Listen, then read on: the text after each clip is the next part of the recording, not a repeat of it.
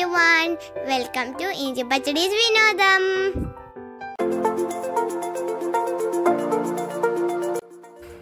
Hi hello, ഇന്നത്തെ recipe chicken ബിരിയാണിയാണ്. ഒരു സാധാ ചിക്കൻ ബിരിയാണി, ദമ്മിടലോ ചിക്കൻ പൊരിച്ചെടുക്കലോ ഒന്നുമില്ലാതെ കുക്കറിൽ വളരെ ഈസിയായി റെഡിയാക്കി എടുക്കാൻ പറ്റുന്ന ഒരു ചിക്കൻ ബിരിയാണിയുടെ റെസിപ്പിയാണിത്.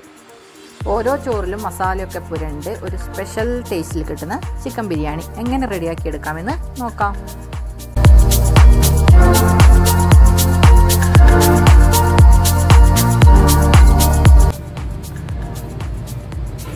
നമുക്ക് ആദ്യം തന്നെ ബിരിയാണി ഉണ്ടാക്കാൻ വേണ്ടുന്ന ചിക്കനിലേക്ക് മസാല പുരട്ടി വെക്കാം. ഞാനിവിടെ 1 കിലോ ചിക്കനാണ് എടുത്തിരിക്കുന്നത്.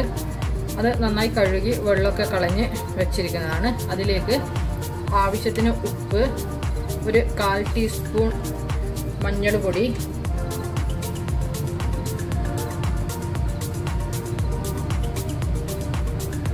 ഒരു ടീസ്പൂൺ മുളക് പൊടി,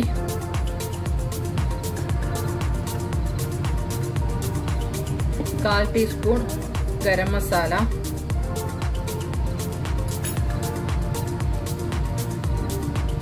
ഒരു ടേബിൾ സ്പൂൺ തൈര് ചേർത്തിട്ട് നന്നായിട്ട് മിക്സ് ചെയ്ത് കൊടുക്കാം.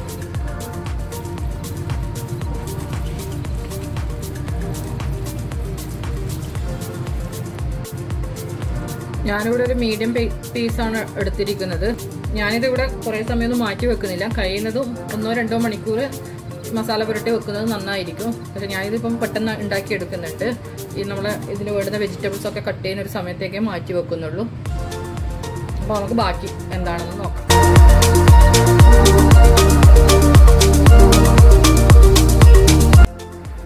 മൂന്ന് ഗ്ലാസ് ബസ്മതി റൈസ് നന്നായി കഴുകി ഒരു 15 മിനിറ്റ് കുതിർത്തതിന് ശേഷം ഡ്രെയിൻ ചെയ്തെടുത്തിട്ടുണ്ട്. ഒരു 5 സവാള ഞാനിവിടെ കട്ട് ചെയ്തെടുത്തിട്ടുണ്ട്. അതിലൊരു സവാള ഏകദേശം എടുത്തിട്ട് നമ്മൾ വറുത്തൊന്ന് കോരും. ബാക്കി മസാലയൊക്കെ ഉള്ളതാണ്. പിന്നെ ഒരു മീഡിയം സൈസ് തക്കാളി എടുത്തിട്ടുണ്ട്. ഇഞ്ചി, പച്ചമുളക്, വെളുത്തുള്ളി ചതച്ചതെടുത്ത് വെച്ചിട്ടുണ്ട്. പിന്നെ കുറച്ച് മല്ലിയില, പുതിന, കറിവേപ്പില എല്ലാം കൂടി അരിഞ്ഞും കുറച്ചെടുത്ത് വെച്ചിട്ടുണ്ട്. കുറച്ച് അണ്ടിപ്പരിപ്പ്, മുന്തിരി, പട്ട, ഗ്രാമ്പു, ഏലക്കായ, ഒരു ബേ ലീഫ് ഇതൊക്കെ എടുത്ത് മാറ്റി വെച്ചിട്ടുണ്ട്. ഇനി നമുക്ക് കുക്കിങ്ങിലോട്ടേക്ക് കടക്കാം. ആദ്യം തന്നെ നമുക്ക് കുക്കർ അടുപ്പത്ത് വെച്ചിട്ട് അതിലേക്കൊരു 3 ടേബിൾ സ്പൂൺ നെയ്യ് ഒഴിച്ചു കൊടുക്കാം.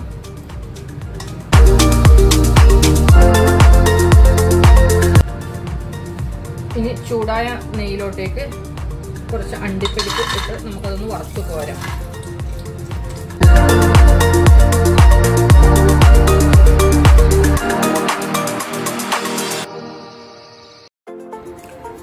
അണ്ടിപ്പരിപ്പിന്റെ കളർ മാറി തുടങ്ങുമ്പോൾ നമുക്ക് ഇതിലേക്ക് കുറച്ച് കിസ്മിസ് കൂടി ചേർത്ത് കൊടുക്കാം.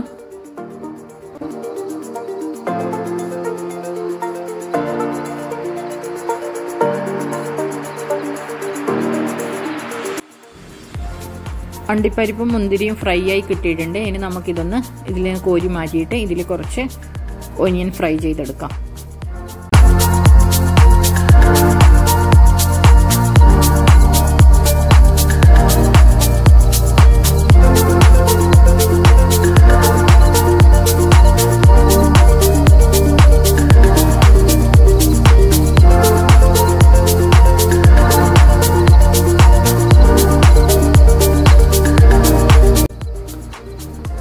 സവാളയും ഫ്രൈ ആയി കിട്ടിയിട്ടുണ്ട്. ഇനി നമുക്കിത് കുക്കറിൽ നിന്ന് കോരി മാറ്റാം.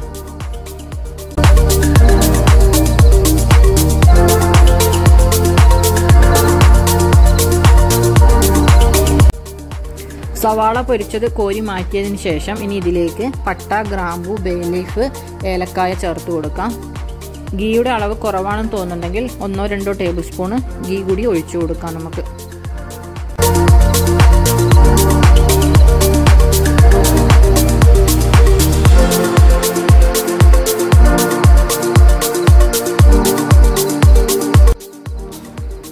ഇനി ഇതിലേക്ക് 4 സവാള നീളത്തിൽ അരിഞ്ഞത് ചേർത്ത് കൊടുക്കാം.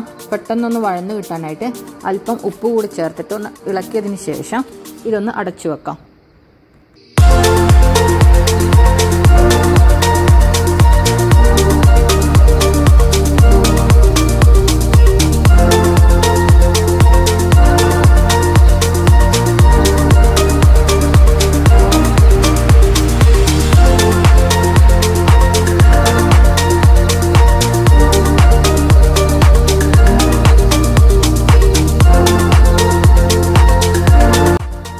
സവാള വാടി ഏകദേശം ബ്രൗൺ കളറായിട്ടുണ്ട്. ഇനി ഇതിലേക്ക് 1 ടേബിൾ സ്പൂൺ വെളുത്തുള്ളി, ഇഞ്ചി, പച്ചമുളക് ചതച്ചത് ചേർത്ത് കൊടുത്തിട്ട് ഒരു 2 മിനിറ്റ് നമുക്ക് വഴറ്റിയെടുക്കാം.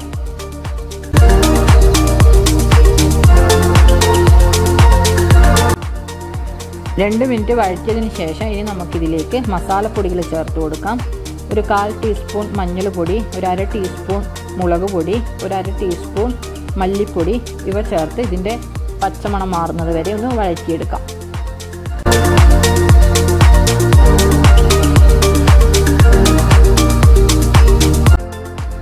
പച്ചമണം മാറിയെന്ന് ഉറപ്പായതിന് ശേഷം മാത്രം നമുക്കിതിലേക്ക് ഒരു തക്കാളി ചേർത്ത് കൊടുക്കാം. നല്ല പഴുത്ത തക്കാളി ആണെങ്കിലാണ് കുറച്ചുകൂടെ നല്ലത്.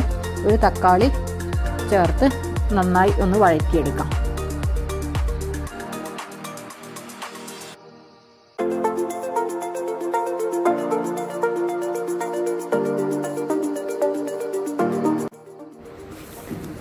തക്കാളി വഴറ്റി നന്നായി ഉടഞ്ഞു കിട്ടിയിട്ടുണ്ട് നമുക്ക്. ഇനി നമുക്കിതിലേക്ക് 1 ടേബിൾ സ്പൂൺ തൈര് ചേർത്ത് കൊടുക്കാം. അധികം പുളിയില്ലാത്ത തൈരായതുകൊണ്ടാണ് ഞാൻ 1 ടേബിൾ സ്പൂൺ തൈര് ചേർത്ത് കൊടുത്തത്. പിന്നെ മീഡിയം സൈസ് തക്കാളിയുമാണ് എടുത്തത്. അപ്പോൾ തക്കാളിയുടെയും നമ്മുടെ തൈരിൻ്റെയും പുളിക്കനുസരിച്ച് അളവ് നിങ്ങളൊന്ന് ശ്രദ്ധിക്കുക.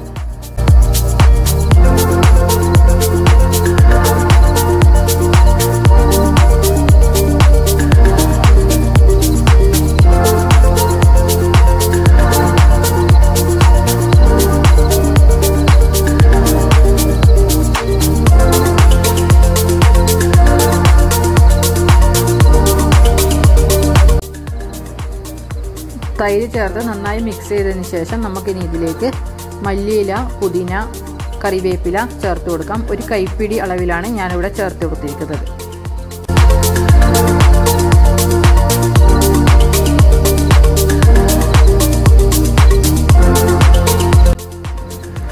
തൈര് ചേർത്ത് നന്നായി മിക്സ് ചെയ്തതിന് ശേഷം ഇനി ഇതിലേക്ക് ഒരു 1/4 ടീസ്പൂൺ ബിരിയാണി മസാല ചേർത്ത് കൊടുക്കാം.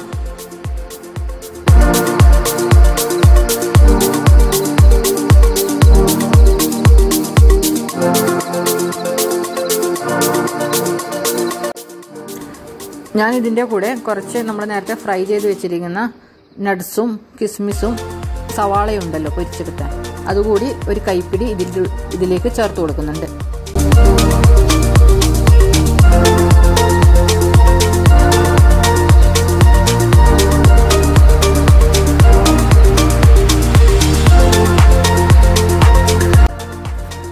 ഇനി ഇതിലേക്ക് നമ്മൾ നേരത്തെ മസാല പുരട്ടി വെച്ചിരിക്കുന്ന ചിക്കൻ വെച്ച് കൊടുത്തിട്ട് അതൊന്ന് കുക്ക് ചെയ്തെടുക്കാം.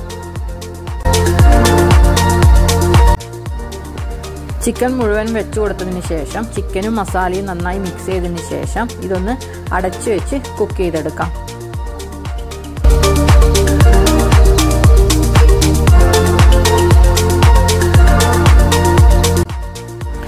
ഇടക്കൊന്ന് തുറന്നു നോക്കണം, ചിലപ്പോൾ അടിക്ക് പിടിച്ചു പോകും. അടിക്ക് പിടിക്കാതെ ശ്രദ്ധിക്കണം. ചിക്കൻ്റെ വേവിനനുസരിച്ച് വേണം, കാരണം ഇവിടെ കിട്ടുന്ന ചിക്കൻ നമുക്ക് പെട്ടെന്ന് വെന്ത് കിട്ടുന്നതാണ്, അധികം സമയം എടുക്കുന്നില്ല. ഒരു 90% കുക്കായാൽ മതി. അപ്പോൾ ഈ ചിക്കൻ ഒന്ന് കുക്കാവുന്നത് വരെ വെയിറ്റ് ചെയ്യാം. ചിക്കൻ വെന്തിട്ടുണ്ട്. ഇനി നമുക്കിതിലേക്ക് ചൂടുവെള്ളം ചേർത്ത് കൊടുക്കാം. അരി വേവാനാവശ്യമായ വെള്ളമാണ് ചേർത്ത് കൊടുക്കേണ്ടത്. അപ്പോൾ നമ്മൾ വെള്ളം ഒഴിക്കുന്നതിലേക്ക് ഒരു കാര്യം ശ്രദ്ധിക്കണം, നമ്മളെ മസാലയിൽ ഒട്ടും വെള്ളം പാടില്ല, വെറും മസാല മാത്രമേ പാടുള്ളൂ. വീഡിയോ കാണുന്നത് പോലെ, കാരണം വീഡിയോയിൽ നിങ്ങൾ ശ്രദ്ധിച്ചാൽ അതിൽ വെറും മസാല മാത്രമേ ഉള്ളൂ, ഗ്രേവി ഇല്ല. അപ്പോൾ അതുപോലെ ആയാൽ അതിലേക്ക് വെള്ളം ചേർത്ത് കൊടുക്കാം. ചൂടുവെള്ളം ചേർത്ത് കൊടുക്കണം. അതായത് 1 ഗ്ലാസ് അരിക്ക് 1.5 ഗ്ലാസ് വെള്ളം എന്ന തോതിലാണ് ഞാനിപ്പോൾ ഇതിലേക്ക് ഒഴിച്ചു കൊടുക്കുന്നത്.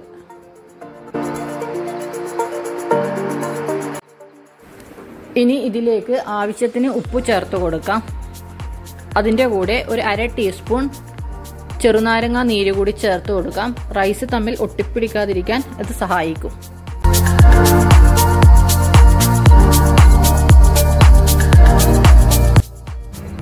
അരി ഇട്ട് കൊടുക്കുന്നതിന് മുമ്പായി നമ്മുടെ ഗ്രേവിയുടെ ഉപ്പൊക്കെ ഒന്ന് നോക്കുക. അഥവാ കുറവാണെങ്കിൽ ഈ ടൈം ഒന്ന് ചേർത്ത് കൊടുക്കുക. പിന്നെ ഹൈ ഫ്ലെയിമിൽ വെച്ചിട്ട് നമ്മുടെ ഗ്രേവി ഒന്ന് നന്നായി തിളക്കുമ്പോൾ ഇനി അതിലേക്ക് നമുക്ക് റൈസ് ചേർത്ത് കൊടുക്കാം. റൈസ് ഇടുമ്പോൾ ഒരു കാര്യം കൂടി ശ്രദ്ധിക്കുക, നമ്മുടെ റൈസിൽ ഒട്ടും വെള്ളം പാടില്ല. അഥവാ വെള്ളം ഉണ്ടെങ്കിൽ നമ്മൾ ഒഴിച്ച വെള്ളത്തിൻ്റെ അളവും എല്ലാം കൂടി മാറിയിട്ട് നമ്മുടെ അരി നന്നായി കുക്കായി പോവും. അപ്പോൾ അതൊന്ന് ശ്രദ്ധിക്കുക. 1 ഗ്ലാസ് അരിക്ക് 1.5 ഗ്ലാസ് വെള്ളം എന്ന കണക്ക് ഓർത്ത് വെക്കുക. അരി മുഴുവനായി ഇട്ട് കൊടുത്തതിന് ശേഷം അരിയും ഗ്രേവിയും നന്നായി ഒന്ന് ഇളക്കി യോജിപ്പിക്കുക. അതിനുശേഷം തീ ഹൈ ഫ്ലെയിമിൽ തന്നെ ആയിരിക്കണം. നമ്മൾ നേരത്തെ ഹൈ ഫ്ലെയിമിലാണ് വെച്ചിട്ടുണ്ടായത്, അതേ ഫ്ലെയിമിൽ തന്നെ വെച്ചുകൊണ്ട് ഇതൊന്ന് അടച്ചു വെക്കാം. 1 വിസിൽ വരുന്നത് വരെ ഇതൊന്ന് കുക്ക് ചെയ്യാം. നമുക്ക് ഹൈ ഫ്ലെയിമിൽ വെച്ച് 1 വിസിൽ വന്നതിന് ശേഷം നമുക്കിത് അടുപ്പിൽ നിന്ന് മാറ്റാം. ഇതാ നമ്മുടെ കുക്കർ എയർ വന്ന് എല്ലാം ഓഫാക്കി ഇതായിട്ടുണ്ട്. എയർ ഏകദേശം പോയിട്ടുണ്ട്. ഞാൻ ഇത് ഓപ്പൺ ആക്കാൻ പോവാണ്. കാരണം കൂടുതൽ സമയം കുക്കറിൽ നമുക്ക് ഇത് വെക്കാൻ പറ്റില്ല. അതുകൊണ്ട് എയർ പോയ പാടെ തന്നെ ഓഫ് ചെയ്യുന്നത്. ലാസ്റ്റ് എയർ പോയി കിട്ടിയിട്ടുണ്ട്. അപ്പോൾ നമുക്കിതൊന്ന് ഓപ്പൺ ആക്കാം. അതുപോലെ തന്നെ നിങ്ങളുടെ കുക്കറിൽ എയർ കുറേ സമയം നിൽക്കുന്നതാണെങ്കിലും അതൊന്ന് ശ്രദ്ധിക്കണം.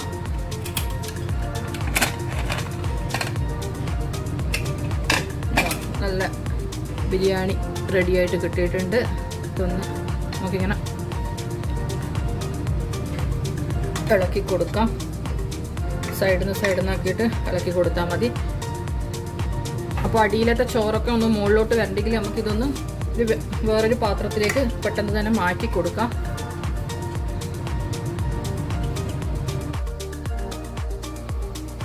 ഞാനിതാ കുക്കറിൽ നിന്നൊരു പാത്രത്തിലേക്ക് മാറ്റിയിട്ടുണ്ട്. നിങ്ങളും അതുപോലെ തന്നെ പെട്ടെന്ന് മാറ്റാൻ ശ്രമിക്കുക. കാരണം കൂടുതൽ സമയം ഇത് കുക്കറിൽ കിടന്നാൽ നമ്മുടെ ചോറ് നന്നായി വെന്തു പോകും. മാക്സിമം ഒരു 10 മിനിറ്റ് മാത്രം തീ ഓഫ് ചെയ്തതിന് ശേഷം, നമ്മുടെ വിസിൽ വന്ന് തീ ഓഫ് ചെയ്തതിന് ശേഷം ഒരു 10 മിനിറ്റ് മാത്രം കുക്കറിൽ റൈസ് വെക്കുക.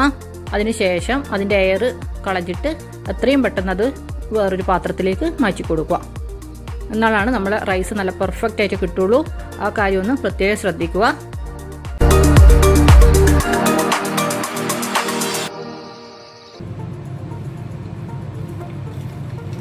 ഇതിൻ്റെ മുകളിലേക്ക് കുറച്ച് അണ്ടിപ്പരിപ്പും മുന്തിരിയും മല്ലിയിലയൊക്കെ മിക്സ് ചെയ്ത് കൊടുക്കാം.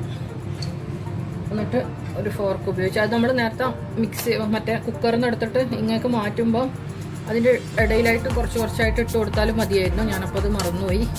ഞാനിതിൻ്റെ മുകളിലാണ് ഇട്ട് കൊടുക്കുന്നത്. അപ്പോൾ അത് വിളമ്പുമ്പോൾ ഒന്ന് അഡ്ജസ്റ്റ് ചെയ്ത് വിളമ്പിയാൽ മതി. അപ്പോൾ കറക്റ്റ് ആവും. ഒട്ടും മോശമില്ലാത്ത ബിരിയാണി തന്നെ കിട്ടിയിട്ടുണ്ട്. അപ്പോൾ നിങ്ങളെല്ലാവരും ഒന്ന് ട്രൈ ചെയ്ത് നോക്കണം. വളരെ പെട്ടെന്ന് നമുക്ക് റെഡിയാക്കാൻ പറ്റുന്നതല്ല. കുക്കറിലാവുമ്പോൾ കുക്കറിൻ്റെ ഒരു കാര്യമേ ഉള്ളൂ. കുറേ പാത്രങ്ങളൊന്നും നമുക്ക് ആവശ്യമില്ല. അപ്പോൾ എല്ലാവരും ഒന്ന് ട്രൈ ചെയ്ത് നോക്കുക. ഇതിന് മുമ്പ് ഒരു ഹരിയാലി ബിരിയാണി ഇട്ടിട്ടുണ്ട്. പറ്റുമെങ്കിൽ അതും ഒന്ന് ഇതുവരെ കാണാത്തവരുണ്ടെങ്കിൽ ഒന്ന് കണ്ടു നോക്കുക.